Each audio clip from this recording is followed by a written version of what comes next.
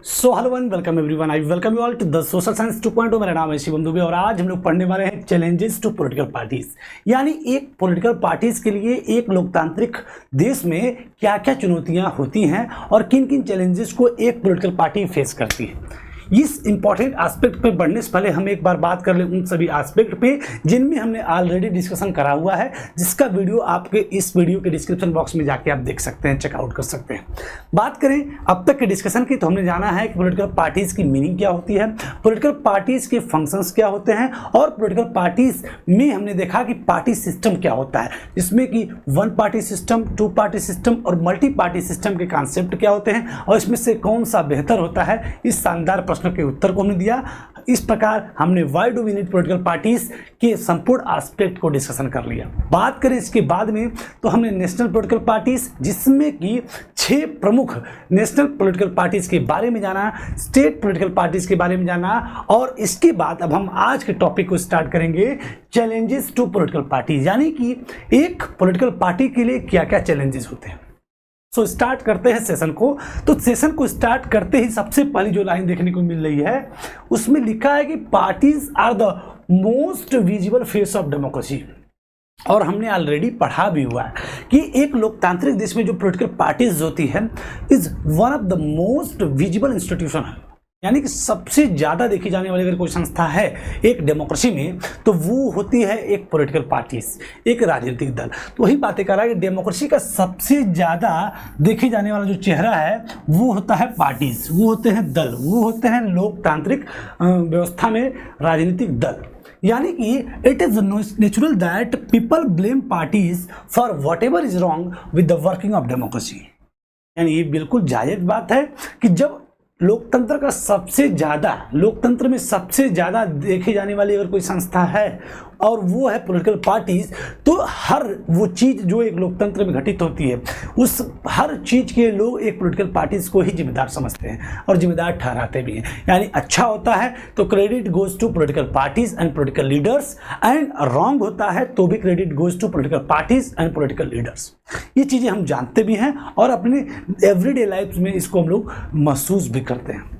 यानी कि ये बड़ा ही स्वाभाविक बात है कि लोग जो है ब्लेम करते हैं पार्टीज को for what ever is wrong, जो भी गलत होता है किसके साथ, with the working of democracy. यानी लोकतंत्र में जो काम, लोकतंत्र के कामकाज में जो भी गलतियां होती हैं उस हर चीज़ के लोग एक पॉलिटिकल पार्टीज को ही क्या करते हैं, जिम्मेदार ठहराते हैं। And all over the world की बात करें तो people express strong dissatisfaction with the failures of political parties to perform their functions well. देखिए फंक्शन वेल यानी काम को अच्छे से करना, यानी पॉलिटिकल पार्टीज को सिर्फ इंडियन कॉन्टेक्स्ट में ना बोल के ऑल ओवर द वर्ल्ड अगर बोला जाए, ऑल ओवर द वर्ल्ड बोला जाए तो लोगों का एक स्ट्रॉन्ग डिससेटिस्फेक्शन हमें देखने को मिलता है। यानी पॉलिटिकल पार्टीज के सिस्टम के, यानी पॉलिटिकल पार्टी के प्रति लोगों का स्ट्रॉन्ग डिससेटिस्फेक्शन देखने को मिल जाता है।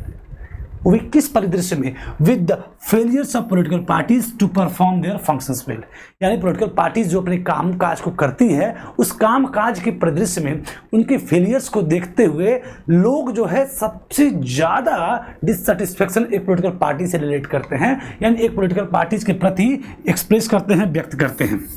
ये ऑल ओवर द वर्ल्ड की बात कर रहा है कि लोग जो है स्ट्रॉन्ग डिससेटिस्फेक्शन को क्या करते हैं, एक्सप्रेस करते हैं with the failure of political parties to perform their functions well. यानी एक पॉलिटिकल पार्टी अपने काम को अच्छे से नहीं कर पाती है। इन सब चीज़ों को सोच करके, इन सब चीज़ों को देखकर लोगों का एक स्ट्रॉन्ग डिससेटिस्फेक्शन एक राजनीतिक दल के प्रति हमेशा बना रहता है। ये एक नेचुरल चीज़ है।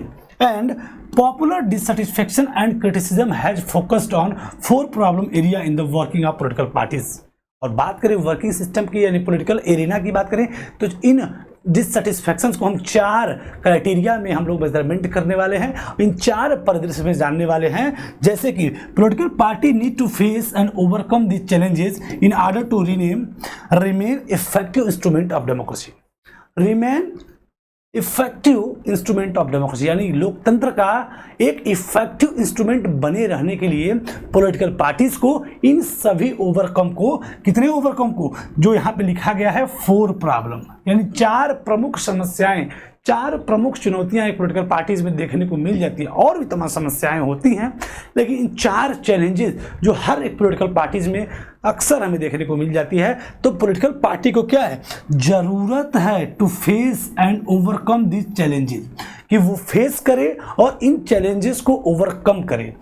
क्या करे, ओवरकम करे, और साथ ही साथ वो बनी रहे क्या, एक इफेक्टिव इंस्ट्रूमेंट ऑफ डेमोक्रेसी, यानी लोकतंत्र का एक प्रभावशाली इंस्ट्रूमेंट की तरह, जैसे वो जिस सोच के लिए, जिस इफेक्टिवनेस के लिए, जिस एक्सपेक्टेशन की वजह से लोग एक पॉलिटिकल पार्टीज को अडॉप्ट करते हैं, उस रूप में वो अपने आप को बनाई रखे, क्या करके, इन सभी चैलेंजेस को ओवरकम करके, इन सभी चैलेंजेस को फेस करके, यानी कि पॉलिटिकल पार्टी खुद बनी रहे, इन सभी चैलेंजेस को फेस करके खुद एक इफेक्टिव इंस्ट्रूमेंट ऑफ डेमोक्रेसी बनी रहे। तो वो सभी चैलेंजेस क्या हैं, अगला प्रश्न ये आता है। तो चार प्रमुख चैलेंजेस पे आगे बढ़ने से पहले सबसे पहले जान लेते हैं वो सभी चैलेंजेस क्या है। यानी पॉलिटिकल पार्टी में सबसे पहला चैलेंजेस हमें देखने को मिलता है lack of internal democracy, lack of internal democracy. और दूसरे चैलेंजेस की बात करें तो वो होता है चैलेंजेस ऑफ डायनेस्टिक सक्सेशन। अभी क्या मतलब इसका है, वो सभी टॉपिक पे हम लोग बात आज के ही सेशन में कंप्लीट करने वाले हैं। यानी कि एक पॉलिटिकल पार्टी किन किन चैलेंजेस को फेस करती है, उन सभी एस्पेक्ट पे हम लोग बात करेंगे। यानी challenge of dynastic succession and the growing role of money and muscles power in parties. Political parties में मनी और मसल्स पावर क्या है, इसको जानेंगे। And finally parties do not seem to offer a meaningful choice to the voter. यानी ये चार प्रमुख चैलेंजेस हैं जो एक पॉलिटिकल पार्टीज में देखने को मिलते हैं। सो पहले चैलेंजेस के बारे में थोड़ा सा इलेबोरेशन करते हैं, समझते हैं, जिसका नाम क्या है, पॉलिटिकल पार्टी में होता है क्या है, lack of internal democracy within the parties. यानी हम जानते हैं डेमोक्रेसी का मतलब क्या होता है, to the people, for the people, by the people. और लोकतंत्र में भाई, लोकतंत्र जिस चीज की वजह से लोकतंत्र क्या हो रहा है, एक्सप्रेस हो रहा है, लोकतंत्र बच रहा है, लोकतंत्र को अच्छा माना जा रहा है, और जिस चीज की वजह से लोकतंत्र जिंदा है वही चीज के अंदर खुद ही लोकतंत्र का अभाव है। यानी कि मतलब क्या, एक पॉलिटिकल पार्टी के खुद जो लोकतंत्र का सबसे ज्यादा देखी जाने वाली चेहरा है, लोकतंत्र का मोस्ट विजिबल फेस है, उस फेस के अंदर खुद ही लोकतंत्र नहीं। यानी कि lack of internal democracy within the parties. जो पार्टीज देश की सरकार चलाती है, लोकतंत्र की पूरी व्यवस्था को संचालित करती है, खूब बेहतरीन तरीके से रेगुलेट करती है, मॉनिटर करती है, देश की शासन व्यवस्थाओं को लोकतांत्रिक ढंग से चलाती है, उस मैकेनिज्म के अंदर, उस एजेंसी के अंदर खुद लोकतंत्र नहीं होता है या कम होता है। क्या मतलब है कि all over the world there are a tendency in political party towards the concentration of power in one or few leader at the top। हम जानते हैं कि एक लोकतांत्रिक देश में पावर कंसोलिडेट नहीं होती है, इसके लिए ऐसी ऐसी संस्थाएं आई जो पावर को डिस्ट्रीब्यूट करे, शेयर करे, पावर शेयरिंग हो।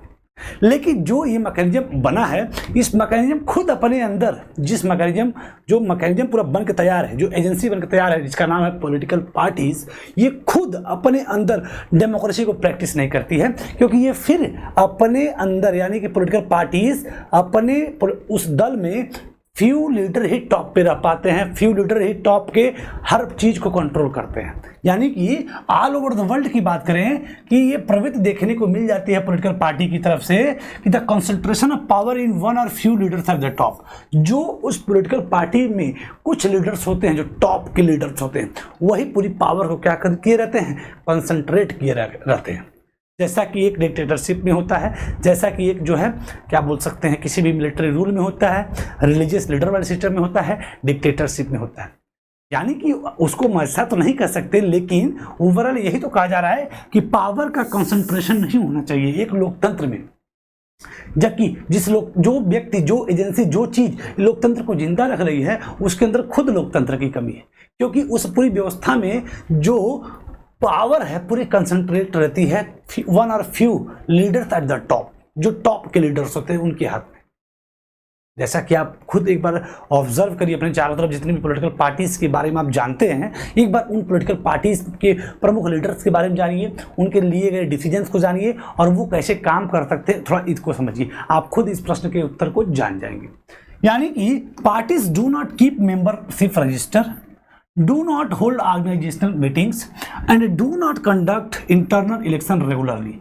पार्टीज ये सभी काम नहीं करती है, ना ही मेंबरशिप के रजिस्टर को रखती है, ना ही जो ऑर्गेनाइजेशनल इलेक्शन यानी पॉलिटिकल पार्टीज खुद के अंदर ऑर्गेनाइजेशनल इलेक्शन नहीं कराती है, जिससे कि जाना जा सके किस पॉलिटिकल पार्टीज, इस पॉलिटिकल पार्टीज विशेष में कोई लीडर्स है जिसकी जो पॉपुलरिटी इसके अंदर ही ज़्यादा है तो उसको मौका मिले कि वो ऊपर जाए।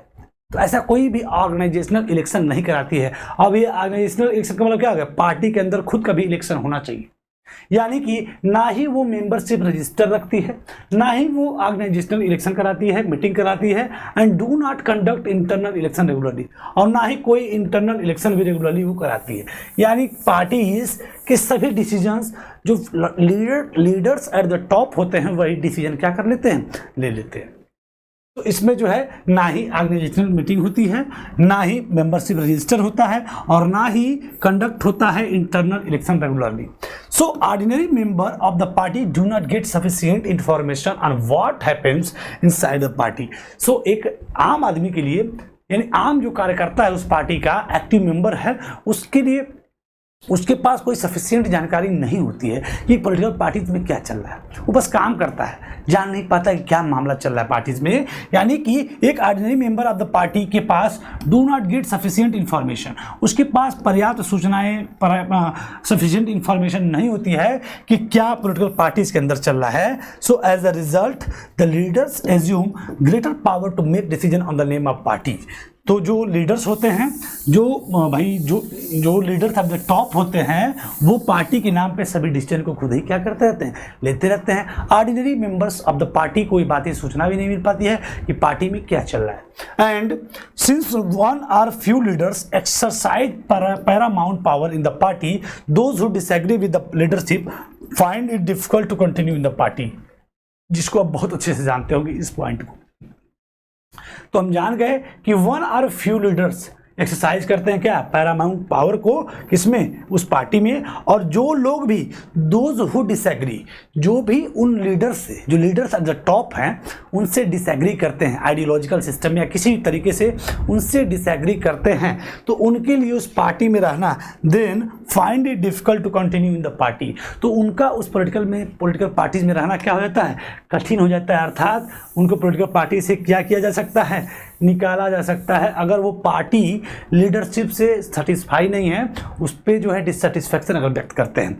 अर्थात हम समझ गए कि more than loyalty to party, यानी पार्टी का लॉयल होने से ज़्यादा, पार्टी प्रिंसिपल के लॉयल होने से ज़्यादा, एंड पॉलिसीज, मतलब पार्टी के प्रिंसिपल और पॉलिसी से लॉयल होने से ज़्यादा आपको personal loyalty to the leaders become more important. यानी एक पॉलिटिकल पार्टीज में पार्टी के प्रति, पार्टी के प्रिंसिपल के प्रति, पार्टी के पॉलिसीज के प्रति लॉयल यानी निष्ठावान होने से ज़्यादा आपको उस पॉलिटिकल पार्टी के लीडर्स के प्रति लॉयल होना पड़ेगा। यानी आप पॉलिटिकल पार्टी के पॉलिसीज, प्रिंसिपल, प्रोग्राम के प्रति लॉयल रहें या ना रहें, लेकिन उस पॉलिटिकल पार्टी में जो लीडर्स होते हैं, टॉप के लीडर्स, उनके प्रति आपको लॉयल होना अत्यधिक इंपॉर्टेंट हो जाता है। यानी कि इन सभी डेटा को देख के हम कह सकते हैं पार्टीज में क्या लैक ऑफ इंटरनल डेमोक्रेसी देखने को मिल जाती है। तो पहला चैलेंज ये है, और इस चैलेंज को पॉलिटिकल पार्टीज को ओवरकम करना चाहिए, इसको हैंडल करना चाहिए। सेकेंड चैलेंज की बात करें तो चैलेंजेस ऑफ डायनेस्टिक सक्सेशन, यानी एक पॉलिटिकल पार्टीज में वंशवाद की व्यवस्था देखने को मिल जाती है। यानी जो पार्टी का टॉप का लीडर्स होता है, उसका बेटा उस योग्य हो या न हो, वो अपने आप टॉप का लीडर बन जाता है। इसको आप रिलेट कर सकते हैं तमाम पॉलिटिकल पार्टी से, नाम नहीं ले सकते हैं, लेकिन आप खुद सोच सकते हैं कि ऐसा कौन सा लीडर है जिसके अंदर योग्यता नहीं है, फिर भी वो चूंकि उसकी पीढ़ियां जो हैं ऑलरेडी उस पोजीशन को हासिल कर चुकी थी, तो इसलिए वो अपने आप जो विदाउट एनी स्ट्रगल उस पोजीशन को प्राप्त कर लेता है। यानी राजा का बेटा राजा वाला सिस्टम हमें यहाँ देखने को मिल जाता है। डायनेस्टिक सक्सेशन वाली व्यवस्था एक पॉलिटिकल पार्टी में हमें देखने को मिल जाती है। सो most political parties do not practice open and transparent procedure for their functioning। जानते हैं पॉलिटिकल पार्टीज अपने काम करते समय बिल्कुल प्रोसीजर और प्रैक्टिस को बिल्कुल ओपन और ट्रांसपेरेंट नहीं रखती है। बिल्कुल सारी चीज़ों को एक पॉलिटिकल पार्टीज के जो लीडर्स होते हैं, पॉलिटिकल पार्टी होती है, बिल्कुल ट्रांसपेरेंट और ओपन नहीं रखती हर काम को, हर कार्य व्यवस्था को, हर प्लानिंग को। और there are few with for an ordinary worker to rise to the top in the party. और हम इसकी वजह से जानते हैं कि for an ordinary worker to rise in the top in the parties, आपको बोला ordinary worker to rise to the top in the parties, इसकी वजह से एक ऑर्डिनरी मेंबर जो उस पार्टी का होता है उसको टॉप तक पहुंचना काफ़ी मुश्किल होता है। क्या होता है? बहुत मुश्किल होता है। So the top positions are always controlled by the member of one family, और ये हम देखते भी हैं कि जो टॉप पोजीशन होती है हमेशा एक विशेष परिवार, जो परिवार ऑलरेडी उस पूरी व्यवस्था में टॉप पे होता है, वही परिवार ही लगातार क्या करता रहता है? कंट्रोल करते रहता है पूरी व्यवस्था को, उस टॉप पोजीशन को। And this is unfair to other member of the party. भाई सही बात है, जब एक ही व्यक्ति, एक ही परिवार के लोग लगातार जो है उस चीज़ को, टॉप पोजीशन को ग्रैब करते रहेंगे, कंट्रोल करते रहेंगे, कंसंट्रेट उनके हाथ में पूरी पावर रहेगी, तो जो बाकी मेंबर्स है ये उनके लिए तो अनफेयर हो गया। सो वही बात कर रहा है कि this is also bad for democracy, ये अनफेयर होता है उस पार्टी के मेंबर के, बाकी जो मेंबर्स हैं उनके लिए, और साथ ही साथ ये लोकतंत्र के लिए भी अच्छी बात नहीं है, बुरी बात है। Since people who do not have adequate experience of popular support come to occupy position of the power. So इसकी वजह से, यानी डायनेस्टिक सक्सेशन की वजह से, जो व्यक्ति, यानी जिस व्यक्ति के पास do not have adequate experience, जिसके पास पर्याप्त अनुभव नहीं है और ना ही पॉपुलर सपोर्ट है, वो भी ऑक्यूपाई कर सकता है क्या? पोजीशन ऑफ द पावर, उस पॉलिटिकल पार्टी में टॉप पोजीशंस को। यानी इसकी वजह से हम कह सकते हैं, इन सभी पॉइंट्स की वजह से कह सकते हैं कि पॉलिटिकल पार्टीज में वंशवाद भी देखने को मिल जाता है, यानी कि नेपोटिज्म भी देखने को मिल जाता है। So the growing role of money and muscles power, political parties में मनी और मसल्स पावर का भी हमें देखने को मिल जाता है सिस्टम। मनी मतलब पैसा, मसल मतलब बल, यानी कि धन और बाहुबल दोनों का बड़ा ही इस्तेमाल एक पॉलिटिकल पार्टी में हमें देखने को मिलता रहता है। ये बिल्कुल आप सभी लोग इसको बिल्कुल इमेजिन करते रहिए, हर पॉलिटिकल के साथ, हर पॉलिटिकल पार्टी के साथ अटैच करते रहिए, उसके साथ जोड़ते रहिए, और ये हर सेगमेंट को मिला के सोचिए कि ये चीज़ें हमें किस पॉलिटिकल पार्टी में देखने को मिलती है। इस तरीके से पूरे चैप्टर को आप अच्छे से तैयार कर सकते हैं। यानी कि the growing role of money and muscles power in the parties, एक पॉलिटिकल पार्टीज में धन और बाहुबल का जो रोल है वो बढ़ता रहता है, देखने को मिल जाता है। जैसे कि the third challenge is about the growing role of money and muscle power, जो कि हम लोग देखते हैं, वो भी किस, स्पेशली ड्यूरिंग इलेक्शंस। जब इलेक्शंस आते हैं तो मनी और मसल्स पावर का इस्तेमाल तो ज़बरदस्त होता है एक पॉलिटिकल पार्टी में, और एक ही हर पॉलिटिकल पार्टीज में। So since parties are focused only on winning election, they tend to use shortcuts to win election. क्योंकि हम जानते हैं इलेक्शन के समय में हर पॉलिटिकल पार्टीज का जो मेन एजेंडा होता है टू विन इलेक्शन, इलेक्शन को क्या करना, चुनाव को जीतना। और इस चीज़ के लिए, यानी चुनाव को जीतने के लिए वो पॉलिटिकल पार्टी इसकी वजह से तमाम शॉर्टकट्स को भी क्या करते हैं, अप्लाई करते हैं। आप जानते हैं वो सभी शॉर्टकट्स क्या हो सकते हैं? पैसा देना, तमाम चीज़ें, हर काम, हर वो काम एक पॉलिटिकल पार्टी करती है जिसकी वजह से संभावना बन सके कि वो जीत सके, यानी जीतने के लिए वो कुछ भी करती है। And they tend to nominate those candidates who have or can raise lots of money, और अक्सर पॉलिटिकल पार्टीज उन सभी कैंडिडेट को नॉमिनेट अवश्य कर देती है जो लॉट्स ऑफ मनी को क्या कर सकते हैं, रेज कर सकते हैं, जिनके पास बड़ा पैसा या बहुत सारा पैसा खर्च कर सकती है इलेक्शंस में। खास करके हर पॉलिटिकल पार्टी ये चाहती है कि उस कैंडिडेट को हम क्या करें, नॉमिनेट करें, उसको उठाएं, क्योंकि लंबा ज़्यादा पैसा उनके पास होता है और वो ज़्यादा पैसा खर्च भी कर सकते हैं, जिससे उस पॉलिटिकल पार्टी के जीतने की संभावना ज़्यादा हो जाती है। तो पॉलिटिकल पार्टी ऐसे कैंडिडेट को जरूर नॉमिनेट करती है। So rich people and companies who give fund to the parties tend to have influence on the policies and decisions of the parties. Important बात बता दें आपको, हम लोग एक चीज़ आप समझिए, लाइन बाय लाइन हम लोग पढ़ रहे हैं, ये आपके दिमाग में होना चाहिए। अगर आप इस नोट्स को पढ़ रहे हैं, ये समझिए कंप्लीट एनसीईआरटी को आप पढ़ रहे हैं, इसलिए खूब इत्मीनान से, खूब अच्छे से, आराम से आप पढ़िए। आप इसको पढ़ रहे हैं मतलब आप कंप्लीट एनसीईआरटी पढ़ रहे हैं, ये दिमाग में रखिए। Notes is equal to NCERT, क्योंकि आप इसका शॉर्टकट नहीं पढ़ने आया। कोई स्टेप छोड़ के अगर मैं आपको पढ़ाता हूँ, हो सकता है एक दो पॉइंट आपको छूट जाए, समझा तो ले जाऊं, लेकिन नोट्स में नहीं लिखा रहेगा तो शायद आप उस चीज़ को अच्छे से समझ में ना पाए। इसलिए इस नोट्स को कुछ इस तरीके से ही तैयार किया गया है कि कंप्लीट एनसीईआरटी को कलराइज कर दिया जाए और आप इसको बड़े ही आसानी से पढ़ लें, याद कर लें, समझ लें, तैयार कर लें। तो आप इसको बिल्कुल ये सोचिए कि आप नोट्स को पढ़ रहे हैं, आप एनसीईआरटी को कंप्लीटली पढ़ रहे हैं, ये बिल्कुल आप निश्चिंत हो सकते हैं, श्योर हो सकते हैं। तो रिच पीपल एंड कंपनीज, जो बड़े बड़े लोग होते हैं, अमीर लोग होते हैं, और जो कंपनियां होती हैं बड़ी बड़ी, वो क्या करती हैं, पार्टीज को फंड देती हैं। क्या करती हैं, पार्टीज को फंड देती हैं। And to have influence on the policies and decision of the parties, जिसकी वजह से जब वो पॉलिटिकल पार्टी के प्रति अगर फंड रेज करेंगे, फंडिंग करेंगे, जब वो पॉलिटिकल पार्टी जीतेगी तो उस पॉलिटिकल पार्टी को भाई उस कंपनी का, उस रिच पर्सन का बात मानना पड़ेगा। यानी कि वो व्यक्ति जिसके पास ज़्यादा पैसा होता है या बड़ी बड़ी कंपनियां जो पॉलिटिकल पार्टी को क्या करती हैं, फंड देती हैं, वो कहीं ना कहीं जब वो जिसको दी रहेंगी और वो जीतेगा तो जब वो उसकी पॉलिसी और प्रोग्राम वो लाएगा तो वो कहीं ना कहीं उस कंपनी के दृष्टिकोण को रख के, उस कंपनी को नज़र में रख के ही पॉलिसीज़ को लाएगा, पॉलिसीज़ को इम्प्लीमेंट करेगा, जिससे उसका नुकसान ना हो। यानी कि कंपनियां, बड़े बड़े लोग, अमीर लोग, अल्ट्रा रिच पर्सन कहीं ना कहीं पॉलिसीज़ और प्रोग्राम को, जो पॉलिसीज़ होती हैं और जो डिसीजंस होते हैं पार्टी के, कहीं ना कहीं उसको क्या करते हैं, इन्फ्लुएंस करते हैं, क्योंकि उन्होंने पैसे दिए हुए हैं। Money is a very important aspect for a system, any types of system, चाहे वो जीवन का सिस्टम हो, चाहे पॉलिटिकल पार्टी का सिस्टम हो। And some cases parties support criminals who can win election. और कभी कभी तो पॉलिटिकल पार्टीज क्रिमिनल्स, आपराधिक तत्वों को भी, यानी आपराधिक व्यक्ति को भी क्या कर देती हैं, सपोर्ट कर देती हैं।